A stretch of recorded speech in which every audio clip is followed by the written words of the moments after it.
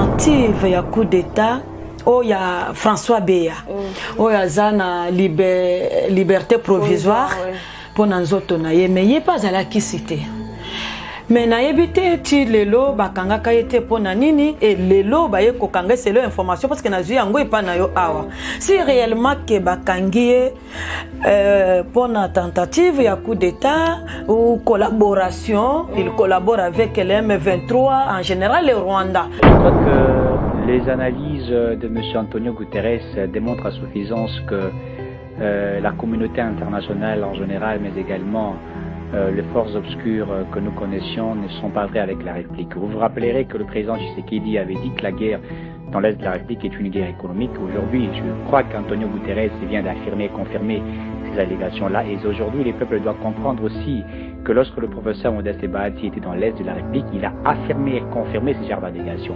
Donc désormais, je crois qu'il est important d'accélérer à ce que la MONUSCO quitte les sols congolais à l'immédiat et que le peuple décide à sauver sa souveraineté. Donc je crois qu'à ce moment, la RDC doit mobiliser des moyens pour que nos FRDC se mobilisent afin que nous puissions remporter la guerre dans l'Est et que nous puissions également dénicher ces nations qui sont derrière ces M23. C'est pas normal que cette mission onusienne affirme qu'elle n'a pas assez de moyens pour venir en aide à nos FRDC, mais également qui confirme que le M23 est une armée moderne, est une armée sophistiquée, une armée structurée.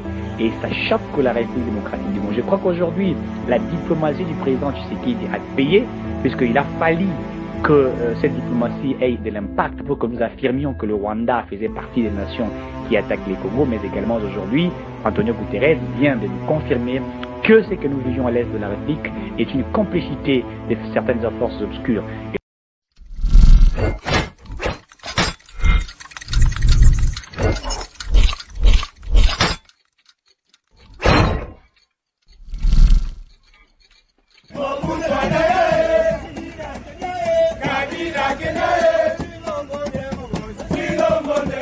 Mbote fidèle internaute à Tinka Télévision, vraiment merci bandeko balandi bozui tonto pe libako ya koyamba basongo na biso na bomesani ya koyamba etali analyse politique ya dans kati ya Tinka Télévision. Merci ya kozala wana, merci ya ko partager pe ko liker vraiment basongo na biso bambote pa ya ba boss na ngala kombo ya papi kena rifanki sombe la bosante.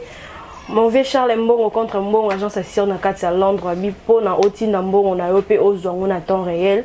Et ça c'est pas mon vieux Charles Mbongo contre Mbongo na kati à Londres, mon vieux Luka Lucas Jésus na kati à Londres.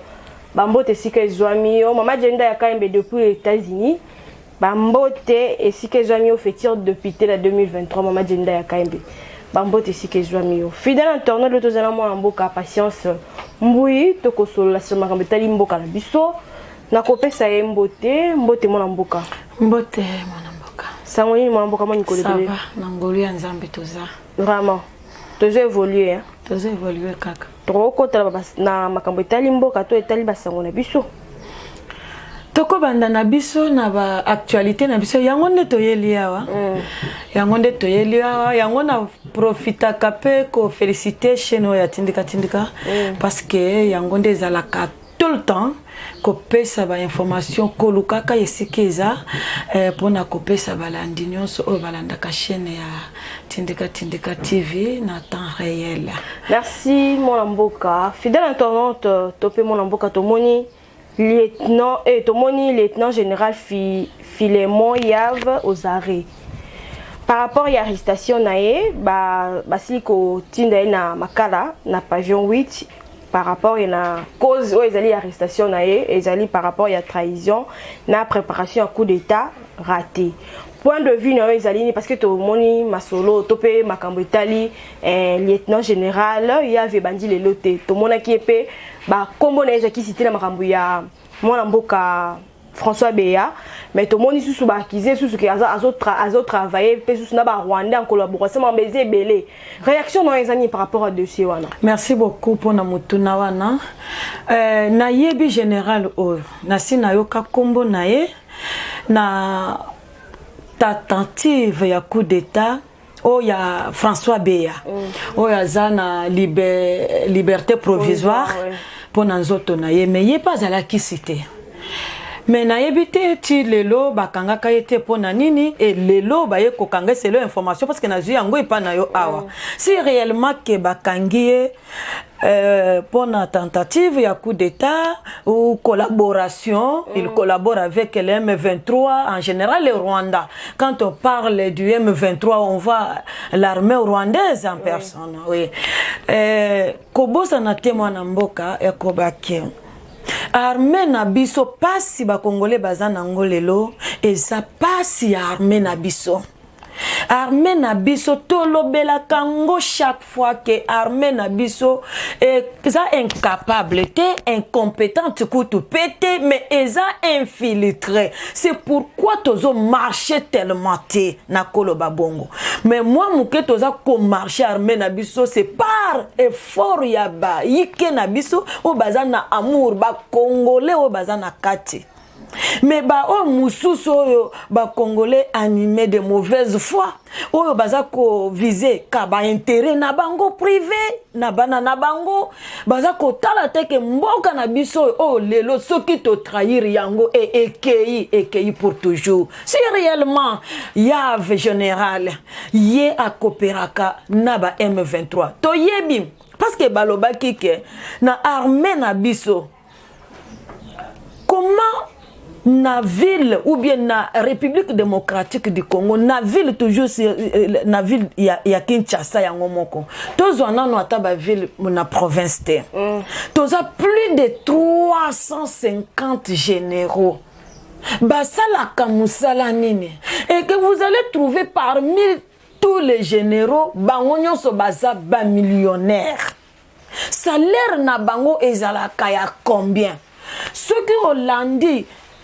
salaire ya un général au monina situation azanango au comparé au kozwa yo moko réponse ya que non batu oyo bangonde bata baza ko boma mboka batu oyo nde baza ko teka mboka bangonde baza à la base ya makila ya ba congolais po bango ba se faire ba millionnaire lelo soki bakangeye ngana ko justice ou bien bango bakangiye basa bazoba te bako kangaye ka bongo te c'est que basali ba enquête nyonso ba monike aza impliqué na makambo ebele ya trahison fallait bakangaye alors toko senga na justice na biso que faut batala likambo azaye mon côté chaîne mobimba nyonso oyo bango bazaka ko travailler baza toute une équipe en complicité na ba Rwandais Kagame n'est pas au Rwanda Kagame est ici au Congo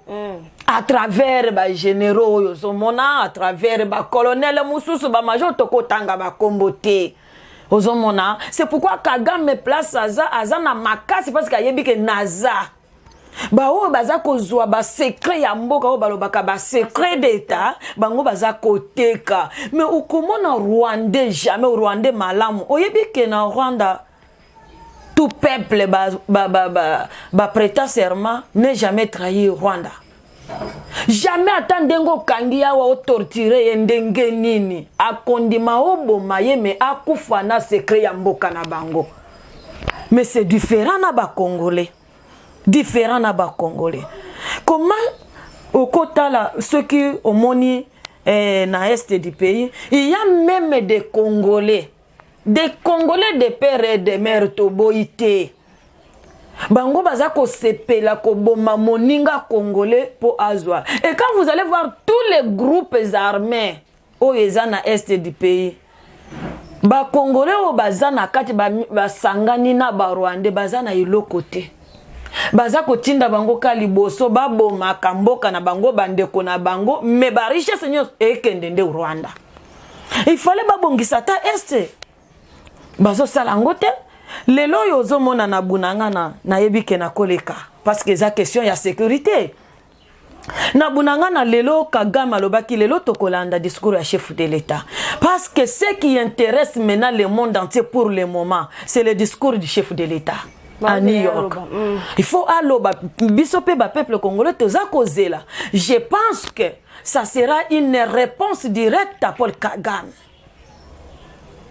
Paul Kagame, partout où il passe, il a toujours dit le M23, c'est un mouvement o ya ba congolais za ya bisote mais tozo yoka hein toza ko confirmer te que na bunanga na o M23 a occupé pour le moment pour peu de temps à libérer mboka wana parce que za ya bangote to peut-être aloba bongo po par rapport à l'infiltration et salama mais si koyo toloba ke baza mouvement akoki koloba bongo te parce que leloyo soki baza réellement un mouvement ya ba congolais baza ko revendiquer quelque chose baza na besoin na basale la bango bakoki ko déposer ba arme baye ba revendiquer ba analyser makambo na bango na gouvernement na parlement ba trouver pe solution mais lelo na bunanga na ndenge to yoka soki eza vrai que na bunanga na baza ko interdire monnaie na biso donc franc congolais ba komi ko imposer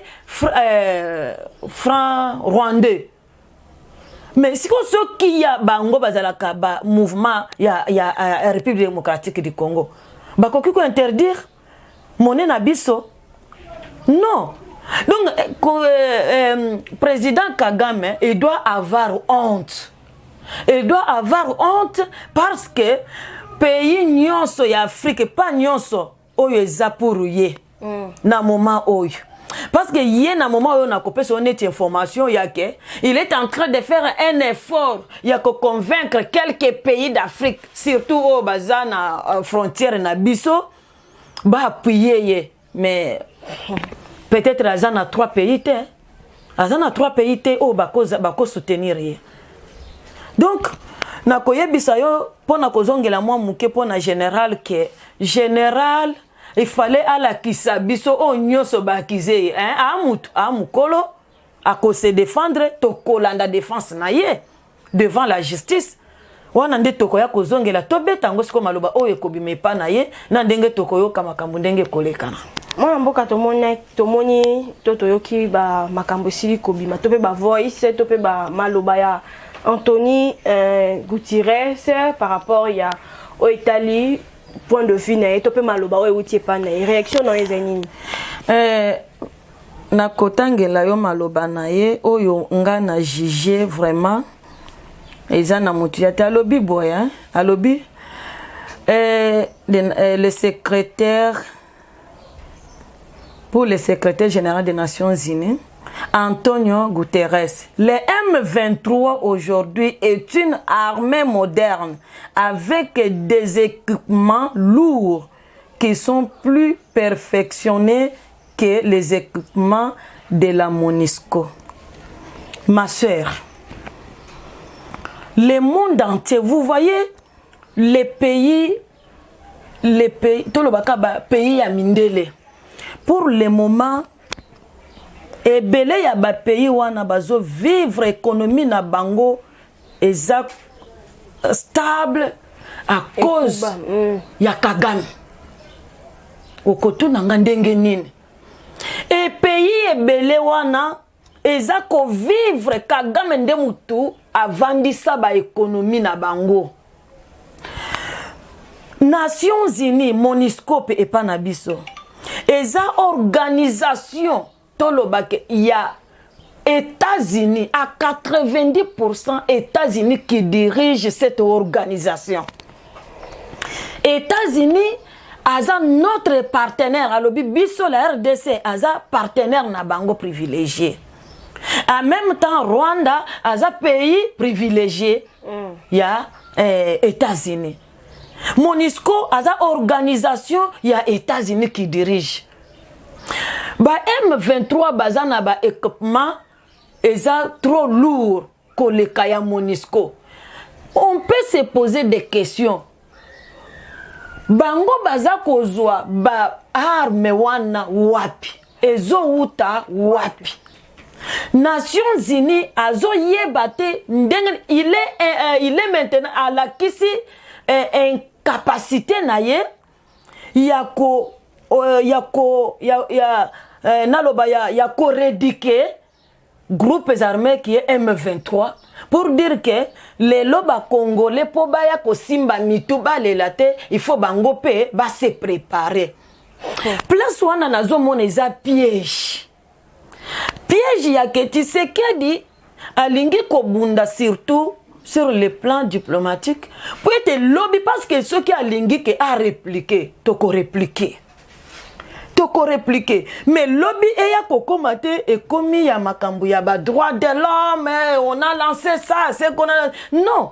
Mais bango ndenge bazana na yebi na époque ya na mandat ya Obama, Barack Obama. Ezalaki kambutu na este du pays. Tango loba na ye moko. Butu ekotate. Est du pays, tikala kimia. Et mais qu'est-ce qui coûte à John Biden? John Biden a kolobali loba moko boyeke noto lingi solo congolais etikala na kimia soda nyonso azana est du pays abima. Est-ce que okomona dans une semaine batu côté wana? Okomona ba soda te? Donc place wana to moneza piège moko il fallait États-Unis, na Nations Unies, bapé sabiso discours clair. Bala ki sabiso soit te soutien, oyo ya solo, bala ki sabiso langage clair na bango ezanini avant que biso to répliquer. Osomona. Alors, Guterres a lobby. Batumususu bazako lobate asuki mayele. Il sait ce qu'il a dit. Mais qu'est-ce qui empêche pour qu'il prenne la décision? Osomona bisika wana. Guerre ya Est, nous les Congolais, nous sommes malheureux. Notre pays est malheureux. Partout au monde, on n'aime pas la République démocratique du Congo. Nde yango na lobaka ke bande konabiso ba Congolais fo totele mamboka na biso. Tozaka kana mabele oyo na bana na bakoko na bakokolo kona biso kaka mboko. Mais lelo to mona lokola eza likambo moko privé ya Félix Tshisekedi. Beaucoup de Congolais se trompent comme ça. Alors que concerné Bisognon. Ils pensent que problème oyo eza kaka ya Tshisekedi. Mais bazo bosa na ke Tshisekedi c'est un passager. Ça c'est son temps mais écosi là. Mais le moment tozui kutu président ya motema malam oyo alingi ke mboka na biso ezwa pe total. Mais siko na moment oyo nde Congolais nyoso alingaki alakisa soutien na ye biso nyoso sima ya chef de l'état pour trouver pe total wana. Mais tant biso toza na distraction ba infiltrer koto oyoki na ye kotanga batu awa te. Ezana ba opposant wonga nazo benga sikoyo ke ba opposant ya Kwanga na Likayabo na yoki que le 15 ya mois oyo le 15 ya mois oyo ba yambi opposant moko en Kachimini et pas pour Kagame pour être à défendre M23 ville ya Bunangana oyo izana maboko ya M23 à défendre yango. Mais il s'est dit il est congolais. Bozo mona.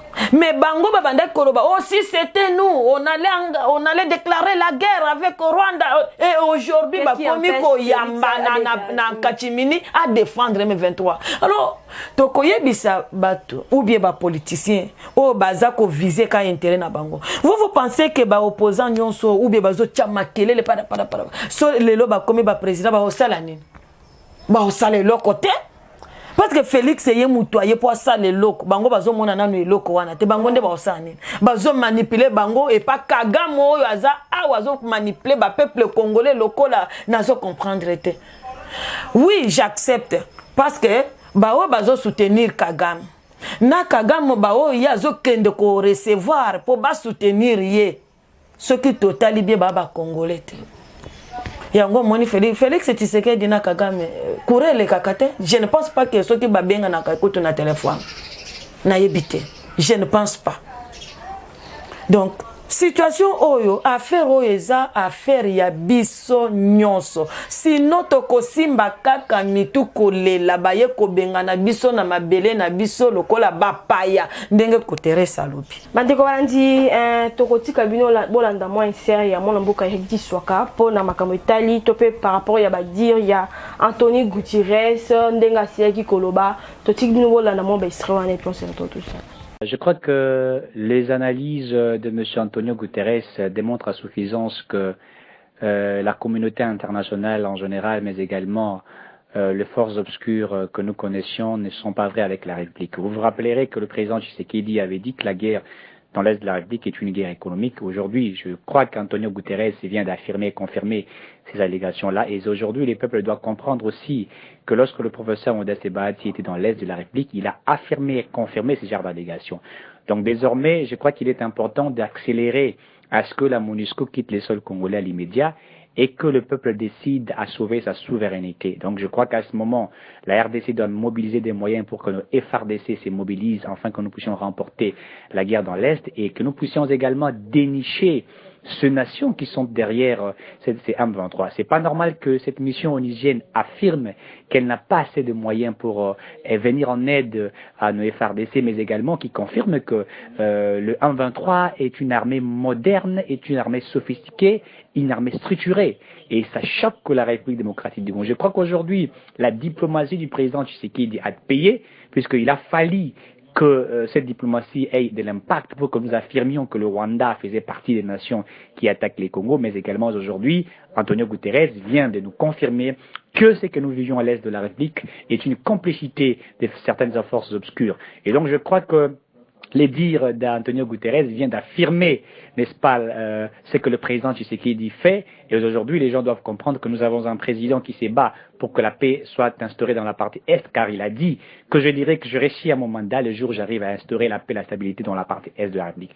Et donc, je fais un appel à tous les Congolais d'être derrière le président Tshisekedi et de l'accompagner, puisque la guerre dans l'Est de la République doit prendre fin. Mais pour que cela prenne fin, il faut une synergie des connaissances de force de tous les Congolais qui doivent être autour de la vision du président de la République et de nos institutions, afin que nous puissions réussir. Vous savez, aujourd'hui, Bunagana continue à être sous la main de ces terroristes du Rwanda qui sont en train de travailler en synergie pour épuiser les potentialités de notre pays. Nous n'allions pas laisser. Je crois que le président, au 77e Assemblée générale du Conseil de sécurité des Nations Unies, va dire carrément la chute, n'est-ce pas, de la MONUSCO et aussi demander à ce que cette mission onusienne quitte les territoires congolais et pour que nous-mêmes nous puissions, n'est-ce pas, sécuriser la partie Est de notre pays.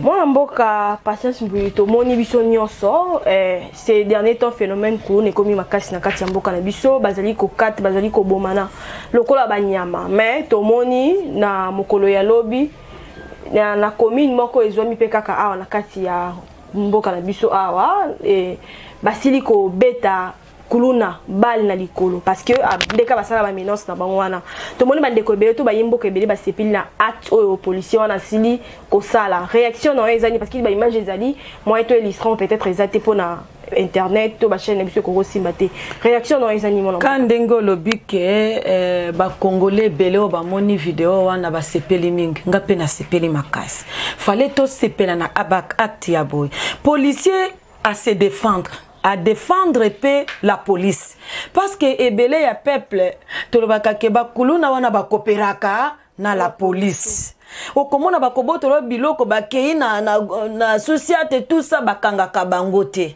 mais na acte ya uti kosala ala kisika ke biso na bato oyo Kura ele kaka te ala kisipe à la face du monde que tozo pekisa bango batika machette batika kikuluna lelo yo moni Félix Tshisekedi alobi ba congolais toza modi utonini alobi te olie babomaka bango ndenge babandaki koboma bango na opération Likofi ngana koboma lisusu te mais bakende kosala service de la nation lelo toza na masango lelo toza na baban osomona toza lelo na babiloko ebele oyo bakuluna bakomi kosala mais pourquoi pas profiter de cette occasion mais ceux qui ont moni vidéo wana bien au comment que c'est un kuluna teti Donc oyo soki akutani na yo akoboma yo sans pitié.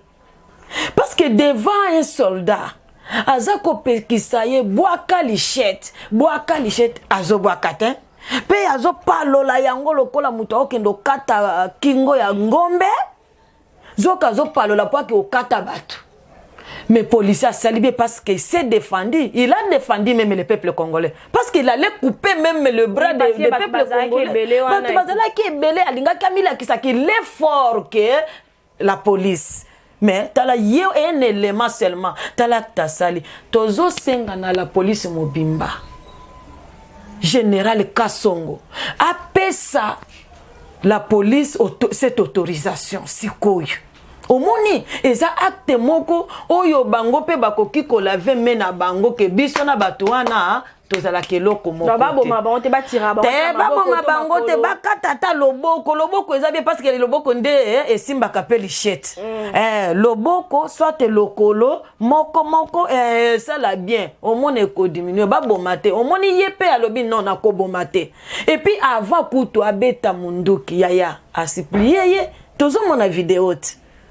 Mais kuluna mimoni nzambe liboso meme ya munduki ya za na lichette alobi munduki eze lokote apesi confiance na lichette mais moi na mboka lobi te na olakisa yo alakisi et puis c'est nzambe oyo kamwisi peuple congolais zanini malgré choc azui ya bal mais azokufa kaka na lichette na ya non o kuluna mordant nzambe merci ndenge ya azui o yaye.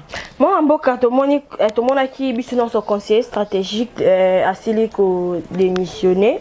Na combien de Chimanga inculpé pour na makambo Italie. Il y a accusation tout le monde a vidéo n'engezalaki et moni tout le monde na ba audio et tout mais tout le monde en fait de démissionner.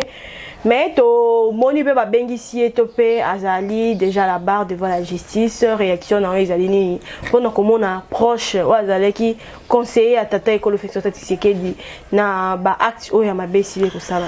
Ma sœur, ça fait mal et c'est honteux. Un conseiller spécial et un chef de l'État na présidence. Oyebi salaire na yeza combien? Salaire na yeza combien?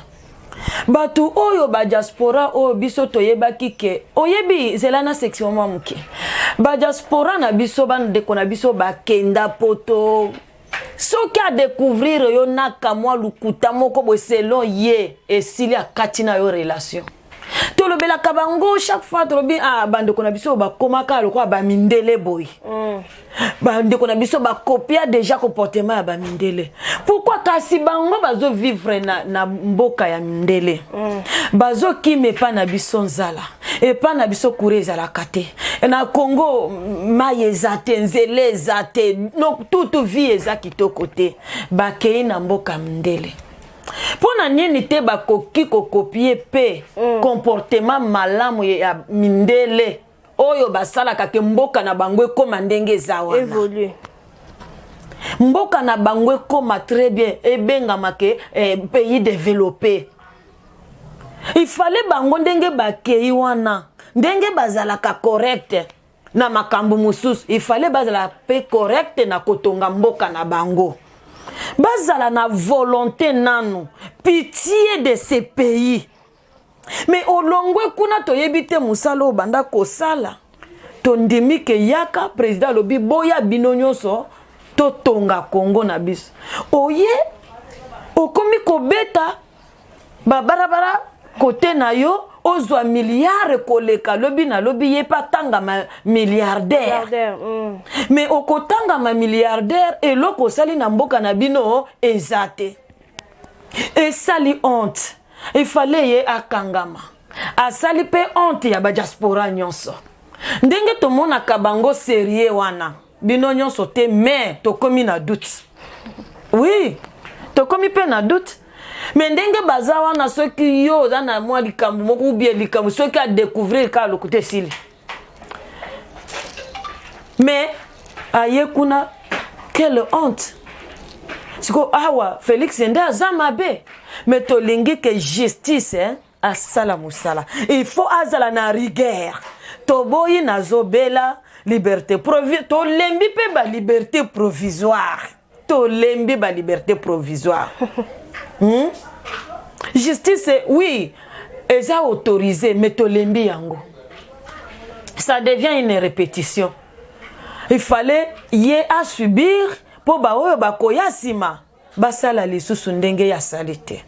État de droit yo kana pesu tekenda. État de droit izo yo kana tangu yeba bengi état de droit c'est parce que Tshisekedi n'en voulait plus maman. Soki yé abimisi yango libanda c'est l'état de droit. Parce que makambo yeleki mingi na tangu ya 18 ans régime ya 18 ans obanda koyokango mais banda ko sale makandenge wana. Peut-être na ye moko te salemi atana 10 personnes bazo salaka mafia bongo e yo kanakate e yo kanate mais tangu ya ye yo kani c'est parce que Tshisekedi alingi biloko wana te. Félix Tshisekedi président de la République alingi biloko wana te yango wana bazo kanga bango lelo ce n'est pas pour rien tangu opposant moko ke koloba na États-Unis Tshisekedi va soutenir ye Tshisekedi aza incompétent et voilà. Et si quand on a qui tomituni, quelqu'un qui est incompétent a coûté budget yamboka na 4 milliards, a tomboli yango et commis na 14 milliards, na 14 milliards, il est incompétent. Il a ressuscité l'IGF, oyo exista kala et ça la kamusalate. Président est incompétent. Le lot a dit Cour des comptes en place pour ekanga miyibi misolo ya mboka ekota na trésor public. Tshisekedi est incompétent. Réserve d'échange à la banque aujourd'hui, nous sommes à combien? Il est incompétent. Est-ce que vraiment mituna bisozo sala quelque part? Je ne pense pas. Mais au contraire, nakoye bisaye que c'est le président qu'il faut à la place. Tomoni Franck Diongo a lobby, notre combat c'est pour le changement et non pour que quelqu'un nous donne des postes comme des malheureux.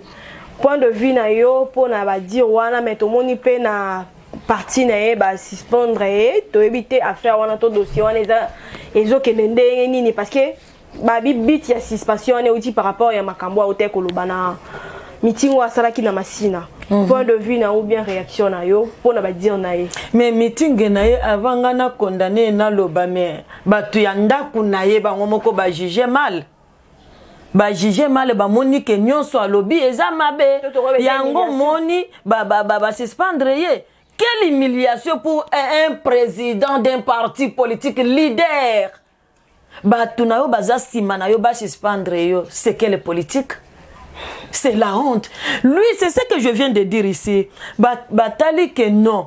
Tout ce qu'il a dit, oh non, il dirige le pays mal. Et lui, il faut carton rouge parce que tout. Et le poste de Bango Batali va le buter. Président de la République Félix Tshisekedi, c'est un président meilleur. D'ailleurs, pour Nanini ba juger kaka makamona uti koloba awa. Ba moni avancement ya makambo ebele oyo Félix azosala ebele madame yango ba jije ba lobite oyo ezali kamusus tela ndenge ba humilier eza sonité. Même si tu es assoiffé du pouvoir, même si tu cherches un poste, ce n'est pas de cette façon. Il y a humiliation ya boy. Moi, d'abord, quand on fait mon commencement émission, tout le monde Willy Bakonga quitte définitivement le PPRD de Joseph Kabila et se lance ou lance son propre mouvement politique. Mais génération Tshisekedi et les inconditionnels et tout. Donc tout le monde a quitté parti Ezali à PPRD pour que à ça là où il y a moko parti né mais yango PPRD za la kalisus tango yozo tanga ngo eza la kalisus mais et na actualité ba lobi bongo tokunda ngo wa tena cimetière omona kango te za la ka na cimetière wa tokenda wa na necropole tokunda PPRD mais ba mo bato baza na kati siko bazo bima c'est que za la kaka kasi ba moni kaka kete mutu akufa siko to banda ko adorer keko ou bien mutu ya kufa déjà. Si yango bazolongwa kete mutu toke ko tika ye na cimetière to tiki ye biso tozongi bandako bakoki kolanda mutu akufa te. Et puis ils ont compris que non, c'est ça le moment lobby génération. C'est que ça ta ya Tshisekedi. mais ta ya Tshisekedi ya kosala ye moko des fois sala na bato apiper de wana baza bato mboka na biso. Ce sont des Congolais. Ils très sage parce que quand bato bazo kitande bazo toza sage depuis tango bayaka na union sacrée na consultation to bandaki oloba chef de l'état tango zozo tango bazo ya wana tango bazo ye Tshisekedi azalaki bizoba azalaka zoba tilelo azazoba te ti lelo na ndenge tokomi na ndenge na yebisio ke tokunda pe déjà yango wana non ata ndenge azoya wana eza na problème te il faut aya génération Tshisekedi il faut ba sala na temps ya Tshisekedi ba salela mboka oyebi ke ba congolais belé baza na esprit ya kosala musala na mboka na biso na ndenge bon na ndenge malamu mais bazalaki coincé na gouvernement bazalaki coincé na numéro 1 na bango. Un dirigeant, donc un leader. Tant que on a un leader, azako sopa, azako pia, azako boma, bango pe bakotisi. Siko. Ce qui yo zole kabo rivière omoni ba mbisi ya kokufa bato ba cheso ki sikuna yo pe kolokotati. Babanda ki pe koloko. Mais ba yo ko te o mwana mboka. Ta la place wana nzele beba ki biso ye abongisa kiti, mais oyo aye ko bon na moni zela wana e komi kitoko. Il faut na kende pe na mape ata loboko nanga moko wana Pierre nanga moko na kende ko sangisa na o yaye to sala isusu nzela mususu o ebebi kuna est-ce que eza mabe eza place wana malobana donc ngana féliciter ye bakende ka bongo ebele o baza ko freiner kuna balanda lokolo na ye to tombola mboka na biso to avancer na yo mwa mboka pour que to kabwana numéro na yo na ba salutation na yo pour que to chite. Naza kosenga bandeko na biso nyonso ba libanda mboka bandeko na biso baza na Congo awa le moment est arrivé ya to soutenir Félix Tshisekedi le moment est arrivé ya ko défendre mboka na biso moment est arrivé ya ke bakosi biso mingi mais pour le moment fongola miso bité o eza noir o eza pembe ozo choisir nini. Affaire to komi nango awa eza affaire ya Félix c'est une affaire de tout le monde. Alors bisonyo so met dans la main toyeba kotombola mboka na biso. Merci pour na binonyo so bolandi biso na ngongoyo soki tolobi mabe bolimbisa biso prochainement nous allons améliorer. Vraiment numéro 081 375 90 68 plus 243 81 375 90 68.